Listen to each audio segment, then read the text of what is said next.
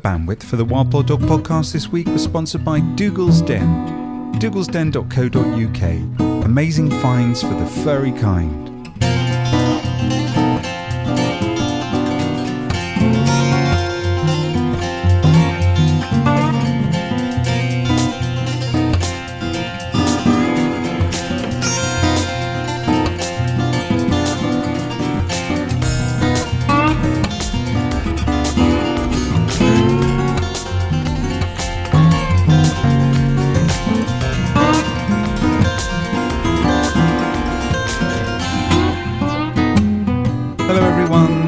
John Buskell here again with another episode of the Wild Boar Dog podcast. And this is the podcast that gives you help and advice on how to train your dog. Now, it doesn't matter if you're an experienced dog owner, you've just got your first dog, or you're thinking about getting one. There's something we can all do to make the life we share with our dogs better. Well, in this week's show, it's just Karen again. She's got an interview with Jean Donaldson, who's the author of The Culture Clash, which is one of my favourite books on living with dogs. Jean's name has always been synonymous with the best and most practical advice on all things dog related, common sense and understanding, and we're really grateful for her taking the time to come on the show and talk with Karen. Karen asked Jean about her views on dog training, what makes a dog dangerous, why training with food is not the devil's work, and how we can make dog ownership as easy as teaching a down stay. Well, Jean, thank you so much for joining us and coming on the podcast today. My pleasure. Now, I've got an absolute armload of questions, so we're going to try and kind of just go through as much as we can, because we really want to pick your brains on so many things. Now, the book that really started me off knowing about you was The Culture Clash, which I believe was first published in 1996, I think, and then there's been revisions since then. That's right. Yeah, 1996. So that apart from making me feel really old, what was it? When you started that book off, what was it at that time that really inspired you to write it? And do you feel that we're any further on? I think we are. In a couple of ways, I think we are. When I wrote the book, there were some very good information out there. Karen Pryor's Don't Shoot the Dog had been on the scene for a while. And I sort of elected to sort of be bad cop. If she's good cop, I'm bad cop. I'm going to sort of, come at it a little bit more harshly. In retrospect, I don't think I won any converts. I don't think anybody who was sort of on the harsher side of training was won over. It ended up being sort of more of a rally, kind of a pep rally for people who were already the choir. So it made them feel that they had a voice, because they were trainers sort of in the trenches every day, as I was, and were really sort of, starting to fight this culture war in dog training. And the other thing that I think has changed is at the time that I wrote that, there was still extremely pervasive feeling that dominance was the driving force behind huge amounts of misbehavior, that it was how dogs organized themselves. They got up in the morning thinking about it. We should do all these things to perceive them through doorways. And every kind of practitioner, from applied behaviorists to veterinary behaviorists to trainers, were just absolutely hooked on this, like I don't know, some sort of drug. And it just did not seem to be either a viable model in terms of its usefulness. It didn't seem to lead to, okay, so if you buy into this, well, what are we supposed to do? And many of the things that we're supposed to do, if we do buy into this, flew in the face of what I had learned in school in comparative psychology and experimental psychology, which is really the operant and classical conditioning. So and the other thing was, there was not much evidence that it was so.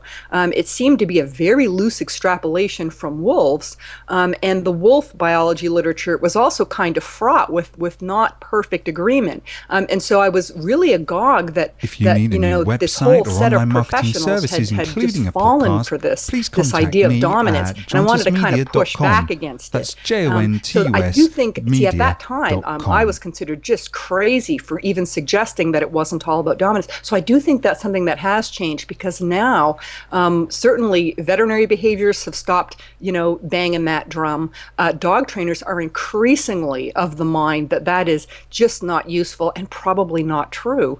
It has since emerged that it's not likely that dogs are even pack animals, that they're probably more, Dunbar calls it these loose amorphous associations. They're kind of transitory. They more have a scavenging lifestyle. The work of Coppinger came out. So all these sort of threads coming together have conspired to make it less less of the drug that it used to be. Now, all that is, of course, preceding, the onslaught of Cesar Millan and his sort of, framing everything.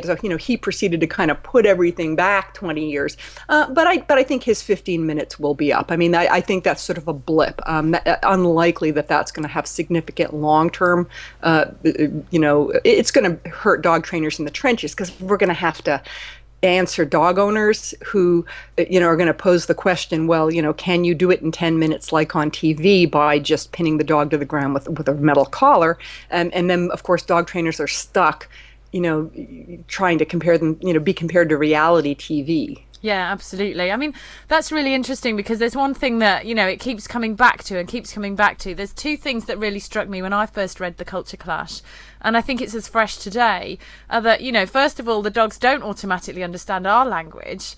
They don't have this kind of vision of how life should be in terms of how they want the humans to be organised. They're more thinking of themselves and what they're getting out of it. And the other thing is, which I absolutely loved, and it was a phrase I hadn't come across before, was when you said about dogs being lemon brains, and how they don't actually always work it out. They haven't worked it out yet, or they're just sometimes they're just being a dog, and they haven't got this high function that we have. No, I mean, the whole numerology thing.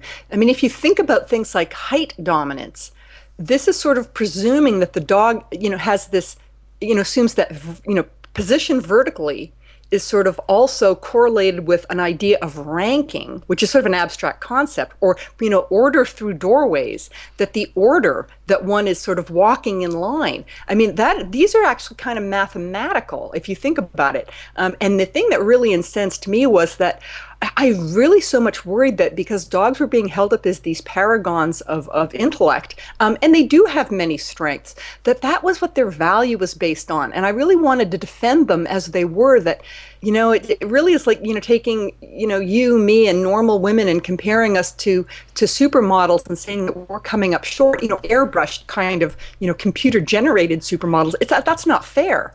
Yeah, it's not a realistic thing. Dogs are okay as they are. They're really good as they are. They're good. It's okay to look out for number one. That's kind of cute.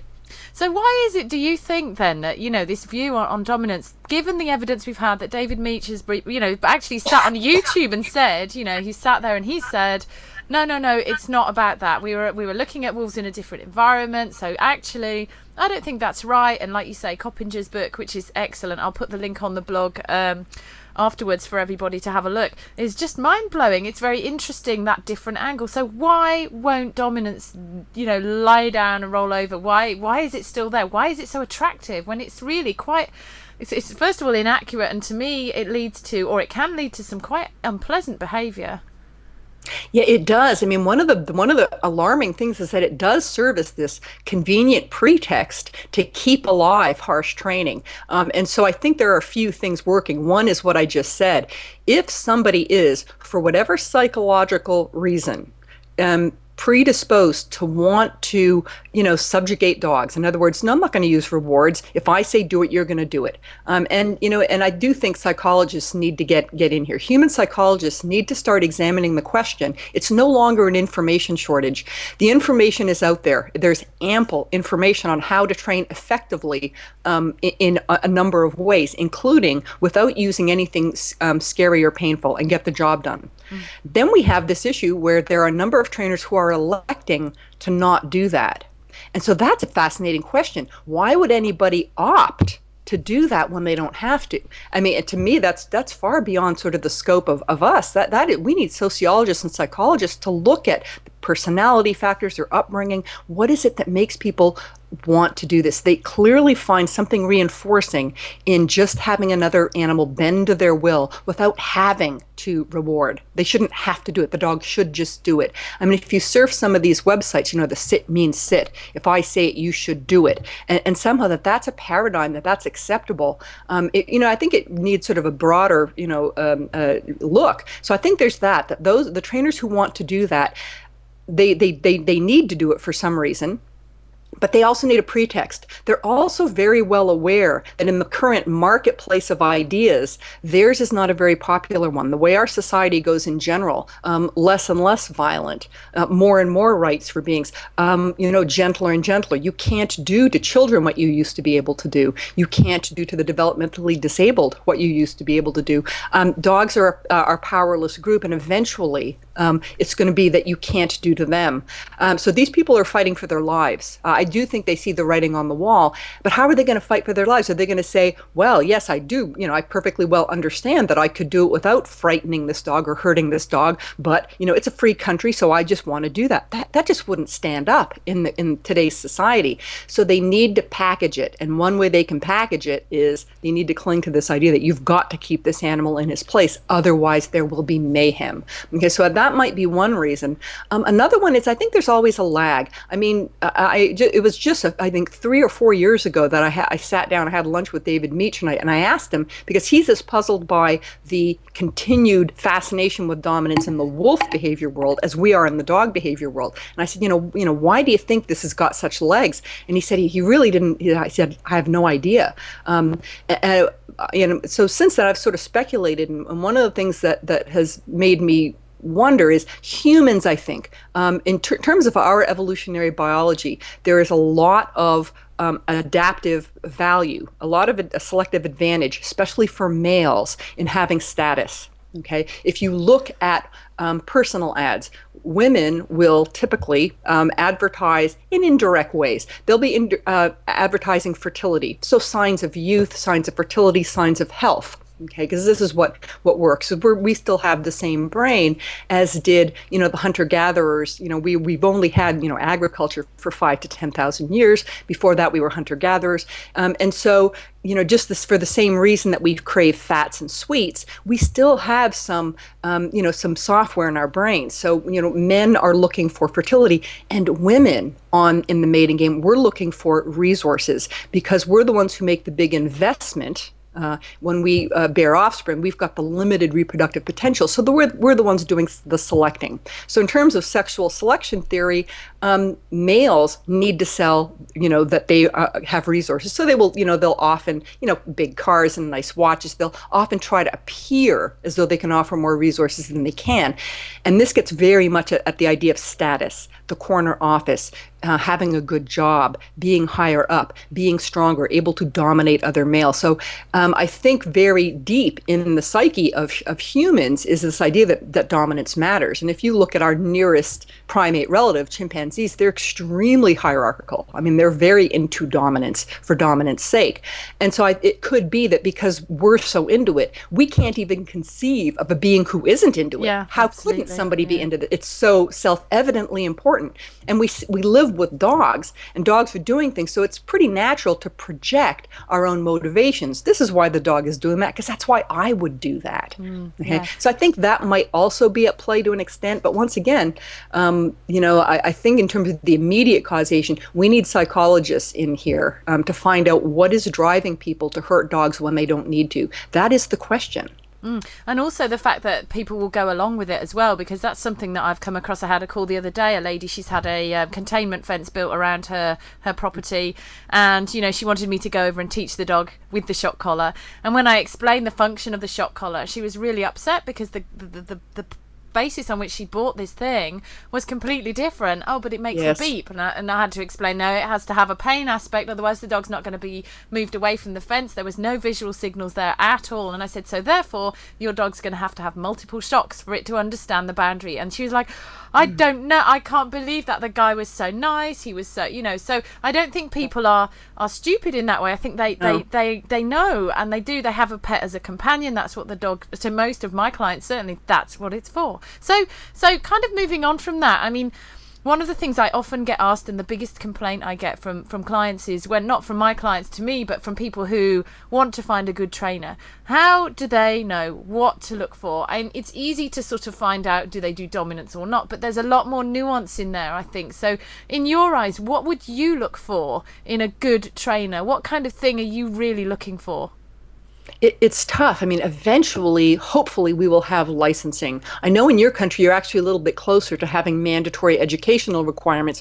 Here in the US, there are no mandatory requirements. Anybody tomorrow, I mean, I could Buffy, my dog, tomorrow could hang out a shingle and advertise yourself as a dog trainer and take people's money.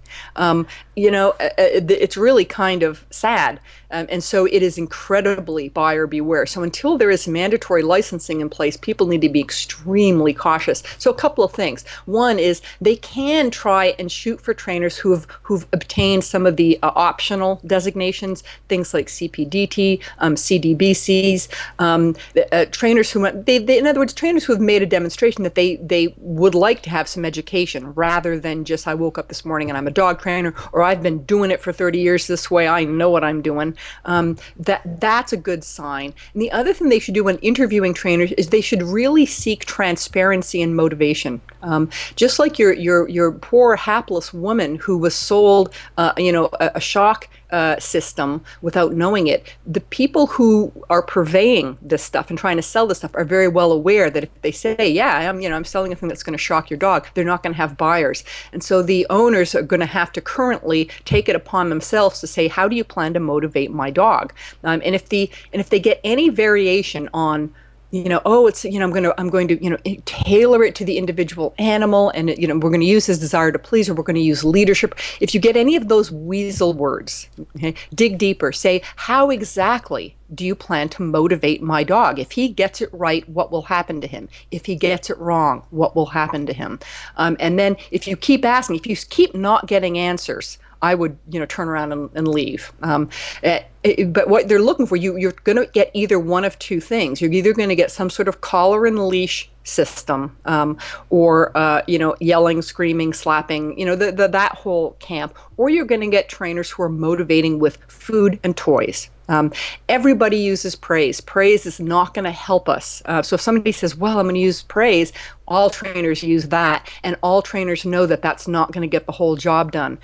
So that can't be a way that we distinguish trainer, pin them down, and shock them, from trainer, let's train them up with positive reinforcement. So what you're looking for is the kind of force food distinction, if you will.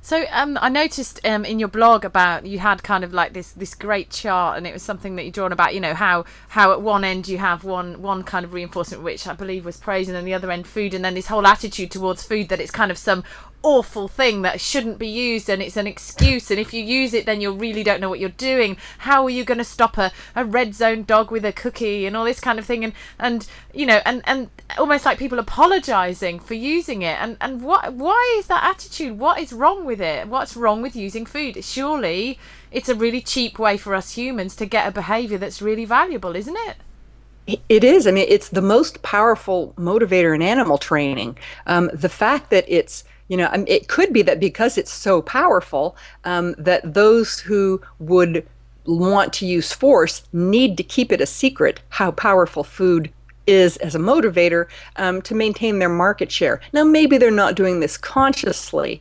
but it is powerfully motivating. It works on every single dog. I mean, where on earth are you going to find a motivator that works on every single dog, is extremely potent, works on every single animal, provided the animal is alive, works on every single one, is powerful, is recyclable, and so you can use it every day, day after day. They never get, quote, tired of it.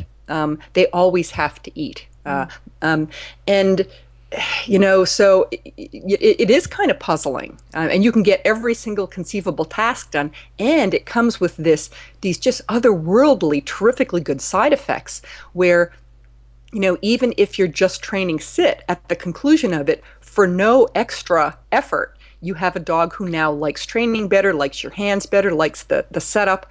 It couldn't be better. If we sat down with a blank slate and we're, creating a universe, it would be hard to come up with a more he's just a better motivator. And there it is, and it's right in front of us. So the campaign against it is kind of puzzling. And the campaign does seem to center on some sort of quasi-morality. But that's ridiculous. I mean, it really is. It's really like saying, you're immoral to take money to do your job.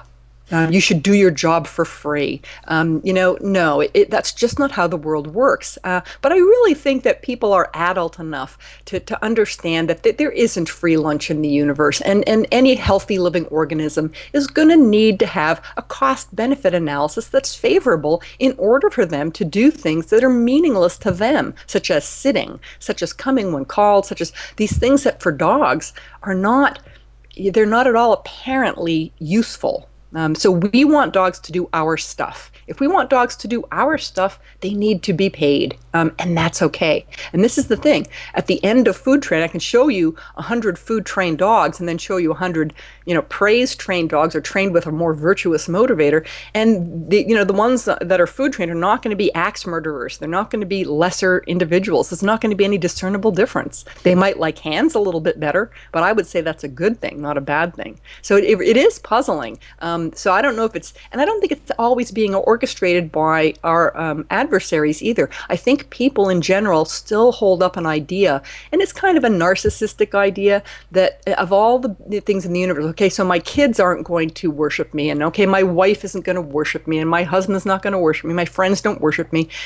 Maybe the dog can worship me, and guess what? Nobody's ever going to worship you, but that's okay. And if you need worshiping, you need therapy. It shouldn't be the dog is just an animal. Can't we just have relationships with them with the normal give and take?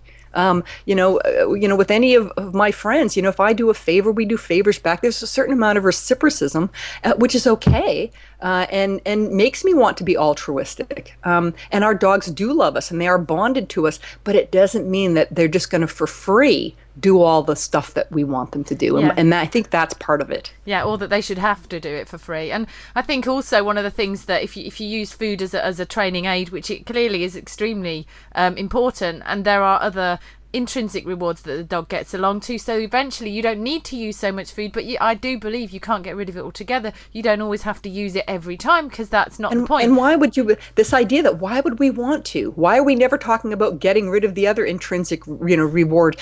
Suddenly there's not sort of this well, we this is the one that we need to quickly, as soon as possible, we need to have less of this so we can bring in these other ones. Well, wait a second, what's better about these other ones? There's sort of there's an assumed this is the one that we need less of, so that we, the more that we can get away with these, the better, and the less we can get away with this one, the better. Wait a second, can we examine that idea? Why on earth? Certainly you can do that, but why is that better? I think that's absolutely, that really is something that we all need to take on board, because I've caught myself saying it. If someone's sort of looking a bit wary about using food, I kind of apologize and say, well, we don't have to use it all the time. And to be honest, I don't always use it in certain circumstances, but I try and think it's not like giving in. It isn't. The whole point is it's a very small wage for me. It doesn't cost me hardly anything, but it's great for the dog. So let's make it, get that balance right. Yes, and there's a couple of things. Every single time that we become apologetic and we sort of say to the owner, yes, it's okay, we'll be able to get rid of it, we're kind of supporting their underlying assumption that it's bad, rather than saying, well, wait a second, there's nothing wrong with it. I worry about that a little bit, that we're buying in to this really kind of unexamined, nutty notion that it's bad. And the other thing is, you got to feed the dog anyway. You can give it to him for free in a bowl, or you can use it in training. There's no way to not give the dog food. Sadly, there's no way to not give the dog food. And so, it seems like this massive waste of resources, that the dog just is going backflips at 4 p.m. because here comes the bowl of food, and we get a dog who's loving 4 p.m. and loving his dish. Boy, wouldn't it be nice if we could spread that out and have him love other stuff besides just the dish and just 4 p.m. Do you know what I think as well? I don't know if you'd agree, but I think it's like any tool. It's like a screwdriver. Any tool needs to be used properly. If you use it properly, you can use a screwdriver to like I do, which my husband hates, lever open paint lids, and, you know, chisel, and, you know, lots of things I use it for. But, you know, to use it properly, it's not that complicated, but, you know, you hold it at that end, not the other end, and you do it like this, and you turn it in this direction to open and this direction to close. And I think food is kind of like that. It's really simple, but it's a tool, and if you use it incorrectly, or you don't really know how to use it, you're not going to get anything. Yeah, absolutely. Yeah. So if you use food badly, you're not going to train effective behavior. You may not be able to get, you know, you're going to get a show me the money dog, etc. But you're still going to get the good side effects, you know. And so when people who are forced trainers say, yes, but look, you end up with dogs who won't do it unless there's food. Well, but that's ridiculous. That's like saying, and, you know, there's an incompetent, you know, surgeon who keeps killing his patients, therefore nobody should ever have surgery again. Like that's their argument, which is, wait a second, that's insane to say that, you know, something used badly indicts the procedure as a whole. And by the way, the people who are using choke chains, which when used as directed and used properly, hurt dogs and cut off the windpipes of dogs, these people are constantly saying that these are tools that need to be used correctly. So why is it that they get to say, well, you have to use our tool correctly, and then point at food and say, well, look, you get dogs that are dependent on food.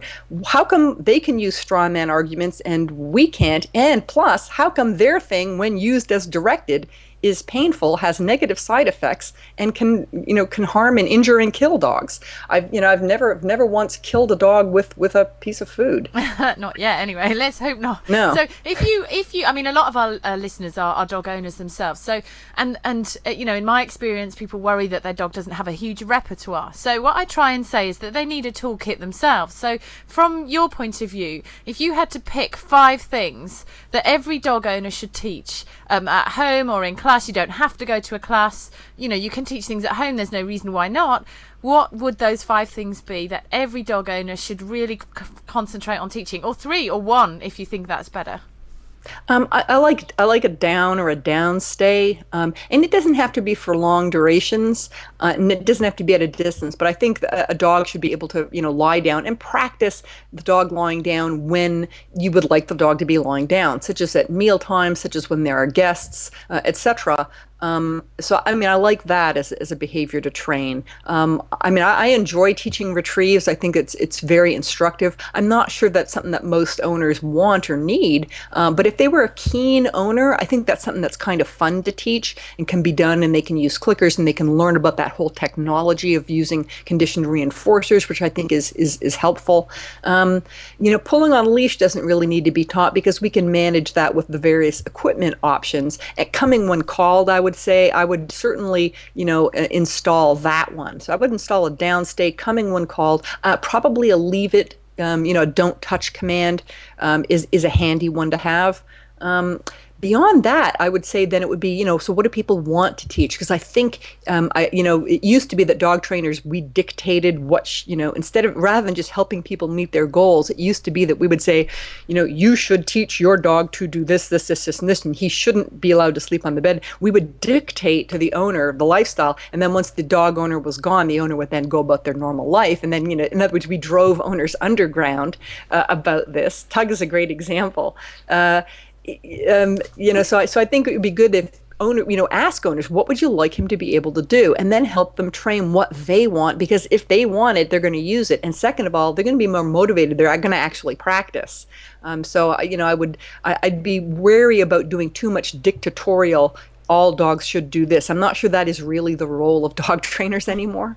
So we're kind of not letting people off the hook in some ways, although that sounds again a bit dictatorial. Let me get it right.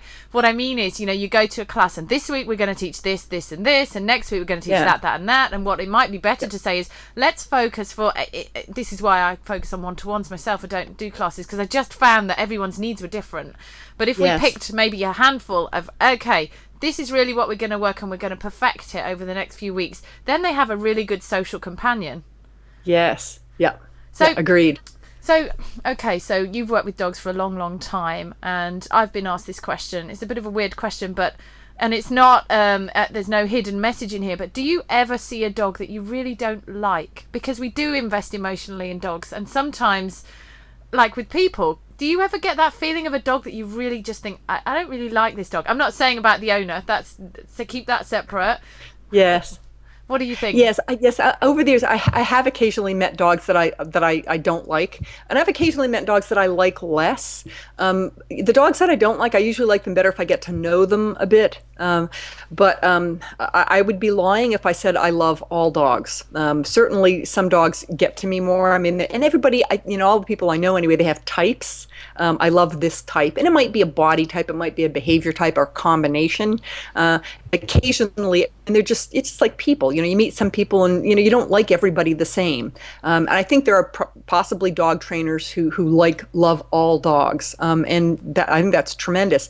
I'm not one of them. I don't like every single dog, but I like most dogs. Normally, if I can. There's certainly and there are redeeming qualities in most dogs, and I also feel a lot of empathy with most dogs because I think dogs get a raw deal in this whole building them up to be these geniuses who must then be knocked down with punishment. I mean, I think they're, in terms of really unfortunate species, although they've got a good gig being cared for by humans, where I think we've got a long way to go to do right by them.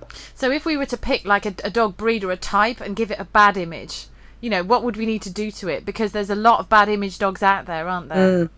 Yeah, I mean, the best thing to do is to put it in the hands of people who are going to breed it for a purpose that's likely to lead to antisocial behavior. So the current example is the dog fighting fraternity, who take pit bulls and pit bull type dogs, selectively breed them very ruthlessly for gameness. So they're going to be extremely potent dog fighters, and then have that population trickle out of the dog fighting fraternity so that they end up in the hands of disenfranchised young men whom, even if they're not doing dog fighting, are going to do everything wrong from the rearing perspective. And so then you end up with, dogs who are, guarding drug stashes, bred by people who were breeding for dog fighting. And then, 3 generations later, disenfranchised young men have these dogs guarding their, or just looking tough walking down the street. I mean, they've got no other power. I mean, I was talking about this actually with a friend of mine who is a sociologist, and he was making the point that if they have no educational prospects, they have no job prospects, they're never going to be successful in the way that, we would define success.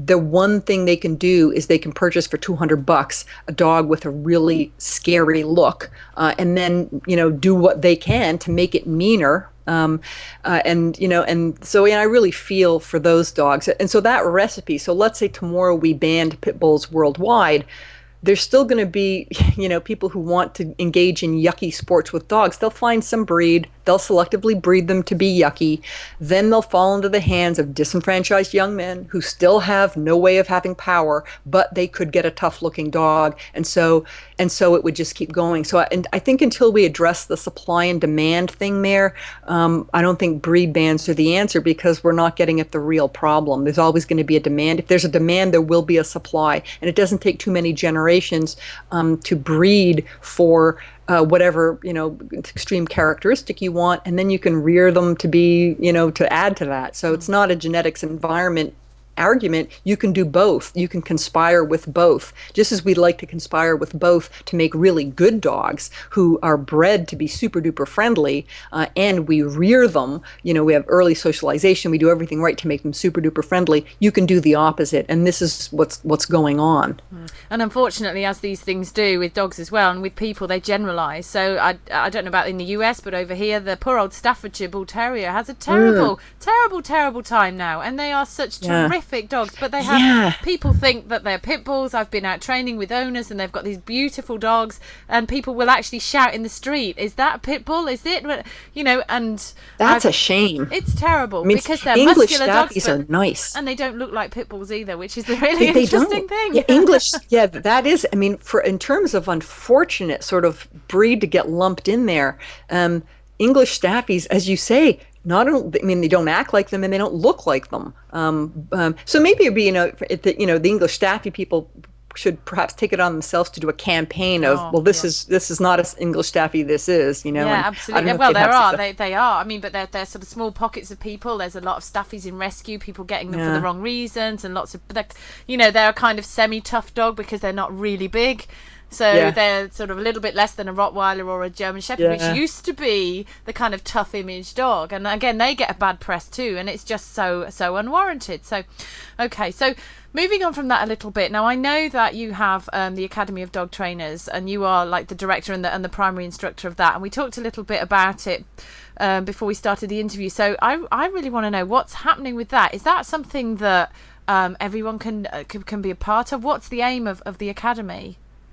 Well, the primary aim is to provide a really, really rigorous science-based program, so that because there's lack of regulation, anybody can do it. And so, you know, we're trying to set a relatively high bar, so that there are going to be practitioners going out there who are super competent, super well-versed, can do a really good job. And hopefully squeeze out over time the baddest actors, until there is some sort of legislation in place saying, well, you know, you can only be a dog trainer if you've, you know, got such and such abilities, you know, credentials, you've passed such and such tests, you have certain, you know, I don't know, apprenticeships, internships, educational requirements. Until that is in place, we're going to do it on at least an optional level. So anybody can come in, although there are prerequisites. People need to have wrangling experience. They need to have had some dog experience. And then we will do the rest if they are interested. But it is only for pet dog training. So people looking for service dog training, for training for dogs for sports, it's not really what we do. We really are trying to help people become counselors and pet dog trainers. So when you say wrangling experience, just so that we can clarify that to people who, you know, you mean handling, yeah? Correct. Yes. Yeah. That's right. They've had their hands on. They've volunteered at shelters. They've perhaps done dog sports. They've had their hands on a lot of dogs, not just their own dog. And how do they sort of do the academy? What happens? Is it just for people over in the US or? No, it was that way for 10 years. It was a residential program, and we tried to cram everything into 6 weeks. And it was a real pressure cooker, because people would come and they would have, you know, their 6 weeks, and they would be doing very typically, you know, 13, 14, 15-hour days for 6 weeks straight. Pressure cooker with the exam, because there was a lot of material we were trying to cram in. But now that it's a distance learning format, so it's primarily people work on their own. I coach technique via webcam. I coach technique via video. Some students do visit me to get some live coaching, and then I hook people up with, if they would like mentoring, I can hook them up with grads and so on. If they want case mentoring, if they want to follow along or assist in classes, I mean, you know, we do a matchmaking service there. And so they work primarily on their own. There are quizzes all along. I mean, there's a huge amount of material. And one of the advantages of this format, there isn't a deadline anymore.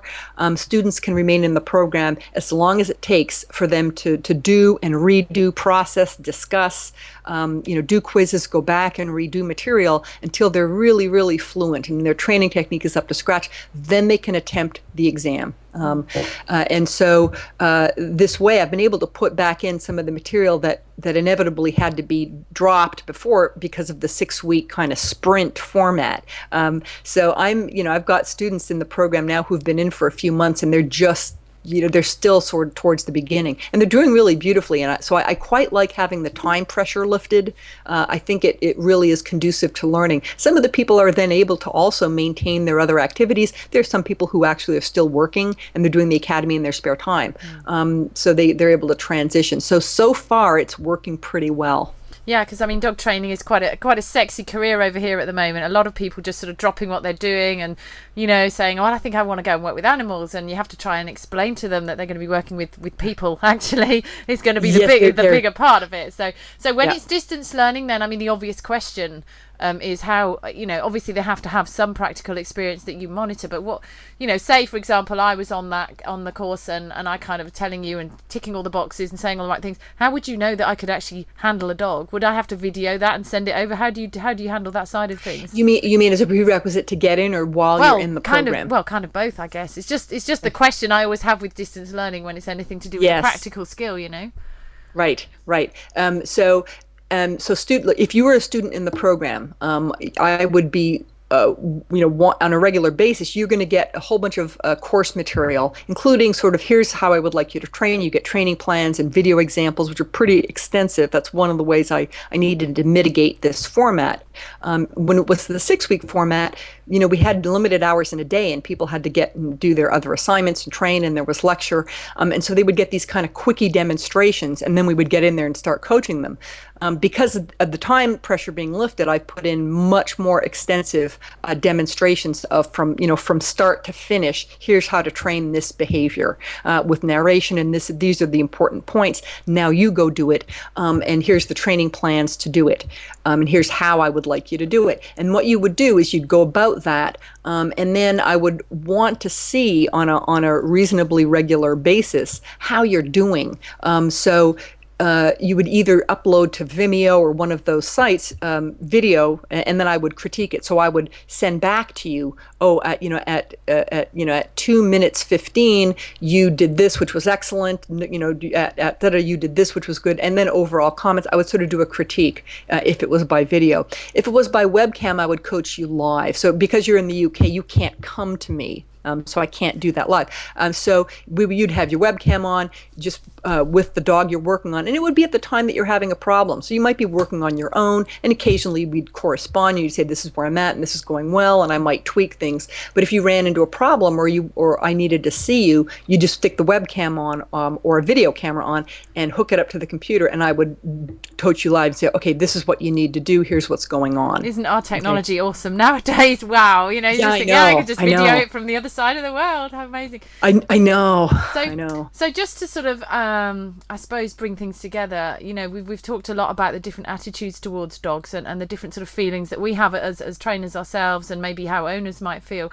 Do you think that, as an owner rather than a trainer, because obviously training, we're aiming for an objective, we want the dog to improve or the owner to improve, and we're expecting improvement on that level. Do you think as just a basic owner that we kind of put too much pressure on ourselves for our dogs to be kind of a bit too perfect? Some trainers do. That used to be the case. This is probably before your time, but it used to be that the way you became a pet dog trainer was you amassed a whole bunch of titles and wins and ribbons and trophies in dog sports. Yeah. That's not before my time. You'd have to have done all that. So, to prove that you were a sharp trainer. Now there are a number of pet dog trainers I know who are just top of their game. I mean, they're really, really effective. They're good counselors. They're good. They get their cases resolved. They teach really terrific classes. But they're good enough trainers. And some of them elect to have their dogs be, these superstar demo dogs, and some of them don't. And I think that that's okay. I worry about there being a sort of premium on, you are not a dog trainer unless your own dog is some sort of savant. And I don't buy that. It's as though, wait a second, I do that all day. I know I can do it too. I don't have to prove it with my own dog. My own dog, don't want him to be a danger, but it doesn't have to, I can let my own dog do whatever I want. That's me on my own time. It really is like saying, if you are a house painter and your own house is in need of a paint, therefore you should never be hired by anybody. Wait a second, that's, I don't know. So I don't think that's the case anymore. And I worry about trainers that get frowny about that and say that, you have to have, after training dogs all day and talking dogs and working cases, you've got to go home and make sure your own dog is perfect. Oh, please, can we just relax a little bit, Well, my personal agenda, which is that I have little dogs because I have young children, and it's like, I'm supposed to have a big hairy mutt and I have a little squeaky thing, and everyone laughs about it, but it's okay. Does anybody think that you couldn't if you wanted to? What is the thinking there? So if you were saying that to an owner, let's translate that from trainer to owner, where a trainer might have top qualifications in competition, and then the owners are thinking, oh my gosh, I've got to do this with my dog and I've got to do that with my dog. We need to forgive a bit and sort of say, look, you don't. All you need is, like we've just said, you need the dog to not have a behaviour problem and to do one or two things that is right, nice and happy, and you don't need to have this whole raft of things. Surely that's the way that we should be looking. Oh yeah, I mean, it really should become much more client-centered.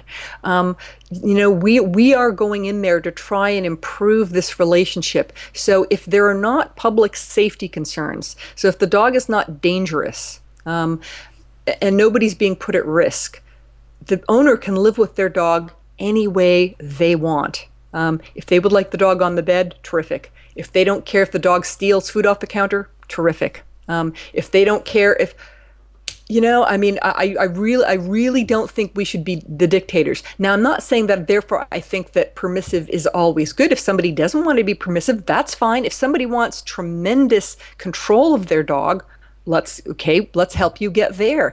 If somebody doesn't want huge control of their dog, let's help them get there. What do they want? It's their quality of life. And I think it's a bit presumptuous for dog trainers to go in and say, well, all dogs should do this, this, this, and this.